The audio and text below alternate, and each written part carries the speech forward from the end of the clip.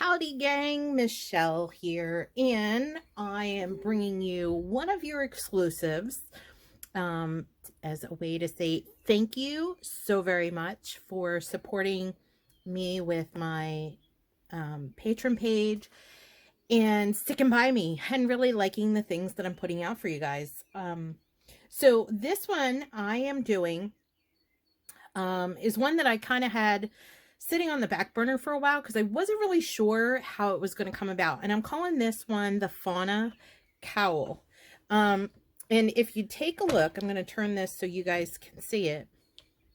I'm still working on it. I'm almost done. I didn't want to finish it without showing you guys how to do the little tricks. But you can see it's really nice and lacy. I purposely did this one with a sock weight yarn. This particular one that I'm using is one I got from my landlady shop. It's from Cascade Yarns. It's called Sateen Worsted. And even though it says it's worsted weight, it's really not. It's more of like a sock yarn. It doesn't even really have the size on here. But it's really thin and it's a sock weight. So for those of you who have either like a cake in a shawl or you have sock yarn sitting around and you're like, what the heck am I going to do with this? This is ideal for that because spring is right around the corner and this is really nice and lacy. It's very elegant looking and it will go with just about anything.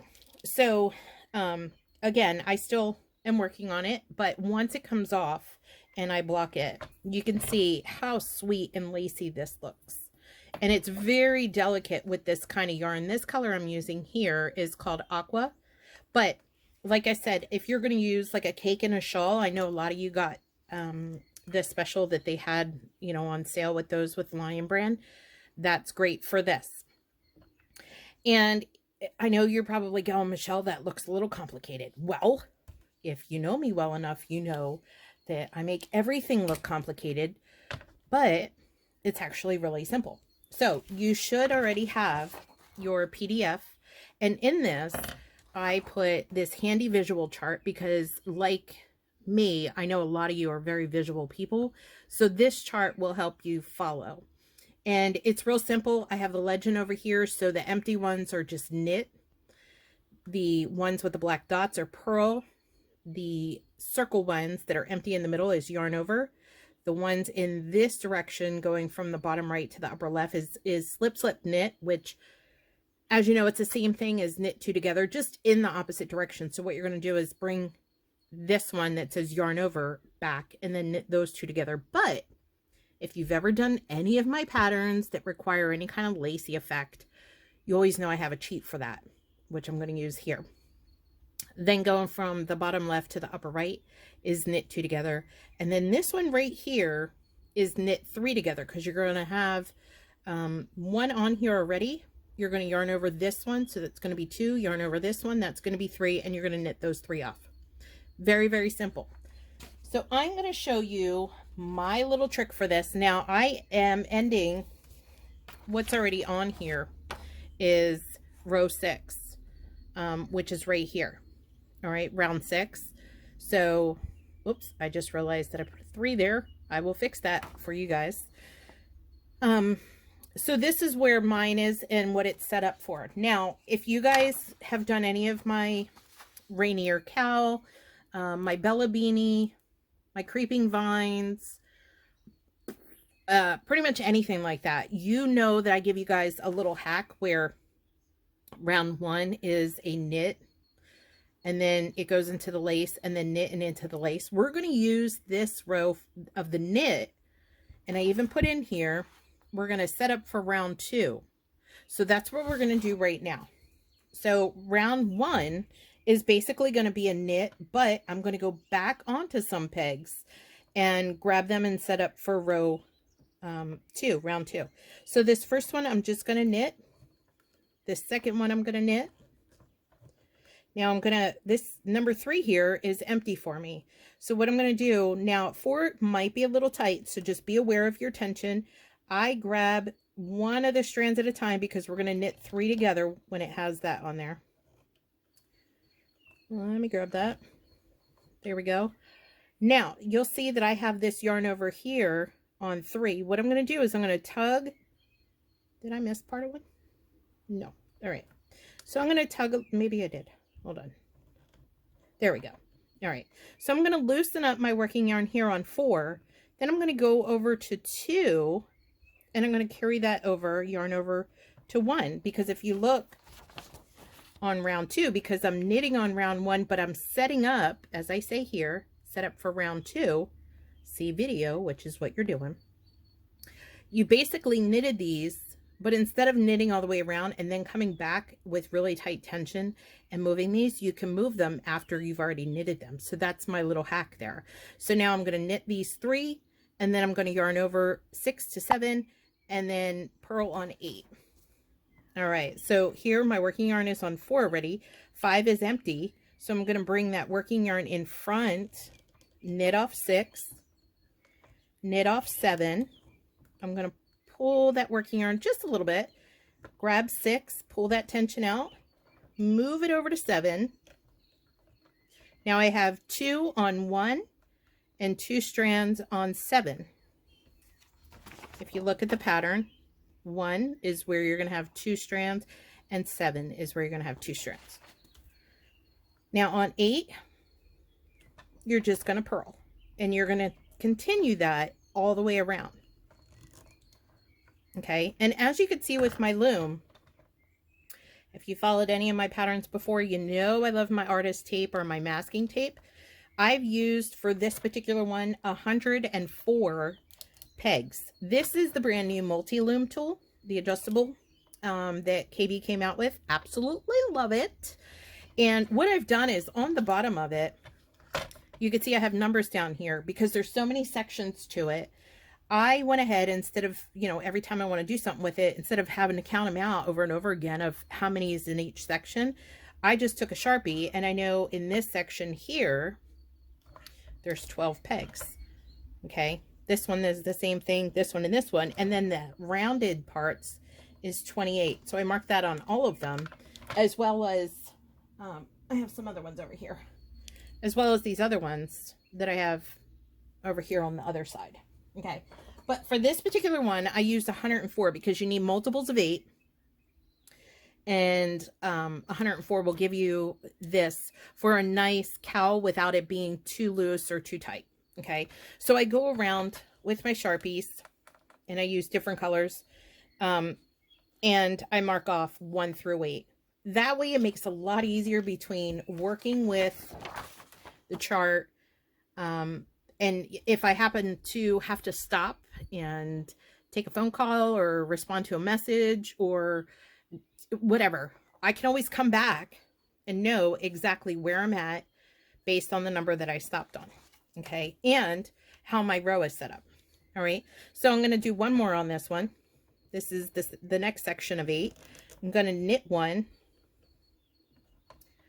knit 2.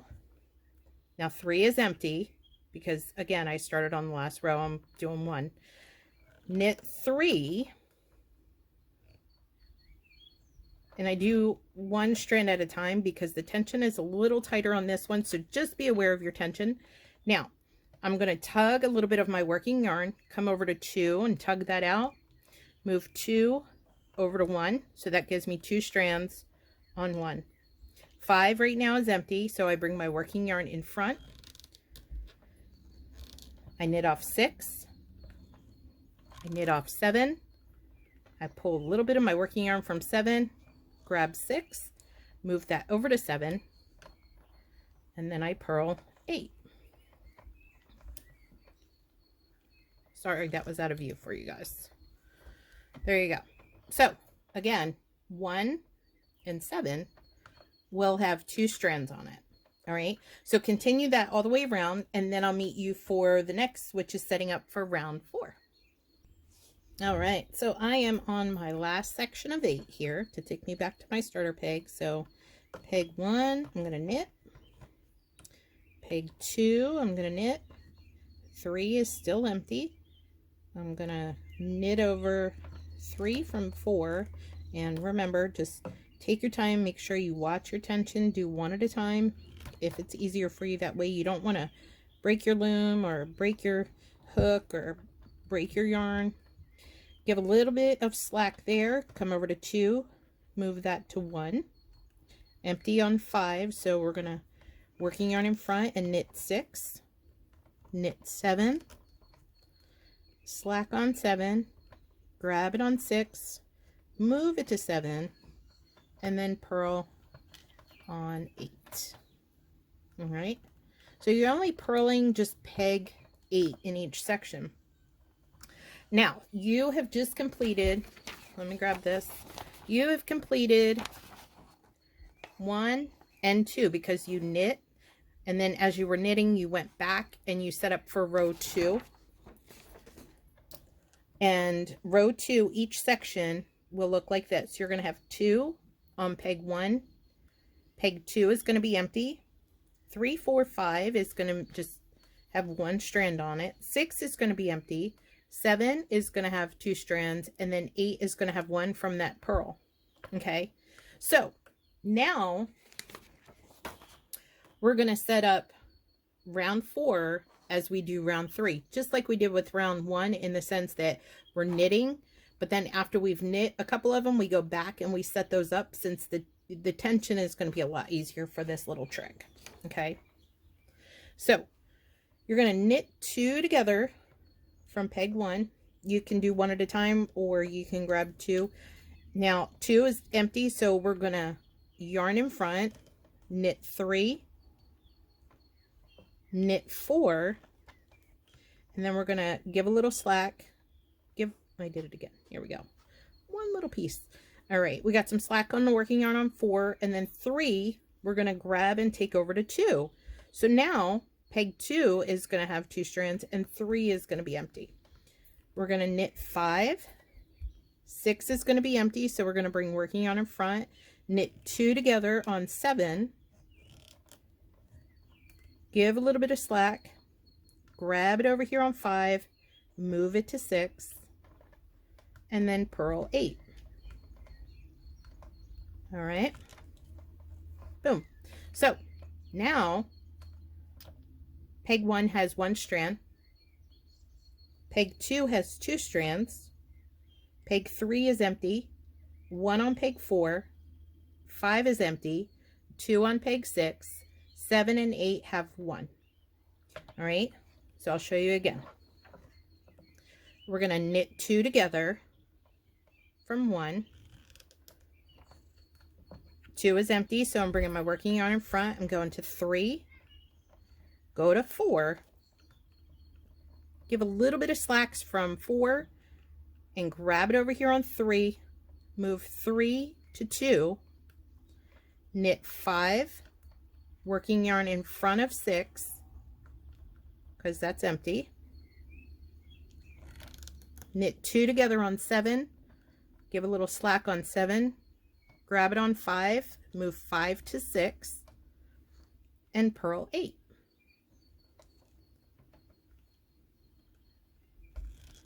That's why I love this little hack. So now we should have 1, there's going to be 2 on peg 2, empty on peg 3, 1, because this is the knit, on peg 4, nothing on peg 5, 2 on peg 6, and 1 on peg 7, and 1 on peg 8. So as you can see, here's 1 that has 1 on it, 2 on peg 2, 3 is empty, 1 on 4, 5 is empty, 2 on 6, and 7 and 8 have 1. All right, so go ahead and pause the video, work all the way back to the beginning, and I'll meet you back here and we'll do 5 and 6. All right, so I'm coming up on my last section of 8 here. Let me purl this one. Oops. Here we go. So peg 1, knit 2 together, 2 is naked, working yarn in front, knit 3, knit 4, slack on 4, grab 3, move it to 2, knit 5, naked on 6, knit 2 together on 7, slack on 7, grab 5, move 5 to 6, and then purl on 8. And that completes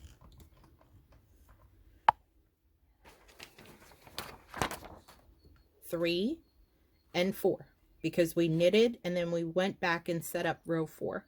So now we're going to do 5 and 6, and 5 and 6 go really quick. And then you just repeat those. All right. So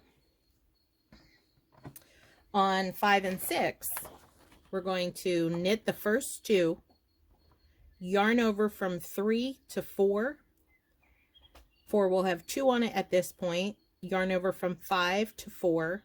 That's giving 4 3 strands, which is why you see 1, 2, 3. And then knit on 6, knit on 7, purl on 8. And that's how I actually started. So peg 1, knit 1. Peg 2 has 2 strands, so we're going to knit 2 together. We're going to bring working yarn in front of 3 and knit 4. We're going to move 3 over to 4.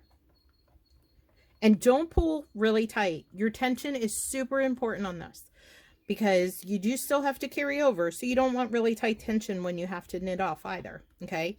So 5 is naked right now. We're going to bring yarn in front, knit 2 together on 6, slack on 5, move that to 4, knit 7, purl 8. All right. So now I have 1 strand on 1, 1 strand on 2, 3 is empty, 1, 2, 3 strands on 4, 5 is empty, 6, 7, and 8 all have 1. So let's do that again. So knit 1, knit 2 together on 2, 3 is empty, we're going to knit 4, go back and grab that yarn on 3 and bring it over to 4. 5 is empty, so we're going to knit 2 together on 6, grab 5, move that to 4, knit 7, purl 8. There you go. And as you can see, 1 has 1, 2 has 1, 3 is empty, 1, 2, 3, spread those apart a little bit. On 4, 5 is empty, 6, 7, and 8 all have 1.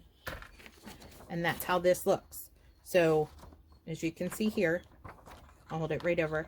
So knit, knit, 3 is empty, 3 strands on peg 4, 5 is empty, 6, 7, and 8 have 1.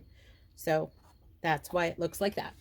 All right, so continue that all the way around, and that's it. It's just that simple. So you want to do this until you reach about 5.5, 6 inches.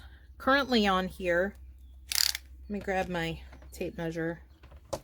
I'm going to measure from this end here. There we go. So, and you want to give it a little bit of stretch, not a lot, because you are going to block this. Just a steam block will do. Now I have just about 5 inches. That's with the border. I did 3 rounds, or excuse me, 3 sets of garter. So 1 round of knit, 1 round of purl, 1 round of knit, 1 round of purl, 1 round of knit, 1 round of purl. And then once you're done the middle section of the lace part, you're going to repeat that for the other border, and then that'll give it the finished look for you. So I'm going to do this a couple more times. You can do it until the desired length. That's totally up to you. Like I said, right now mine blocked is probably about 5.5 inches. So I'm probably going to do maybe 1 or 2 more rounds, and then I'm going to finish mine off. So there you go. That is the Fauna cowl. Now, obviously I have coming soon on here because I'm still working it up. But I want to say a very big thank you to each and every one of you for allowing me to come in and continue to create and help you make wonderful things, and to show people that just because you're a loomer doesn't mean you can't make anything other than a simple hat and scarf and an E-wrap. No, we're going to challenge the needle knitters out there and say, we can do stuff just as nice as yours. Anyway, thanks for allowing me to show you guys. I love you bunches, and big, big, big thank you to all of my level 3s. Love you, gang. Bye.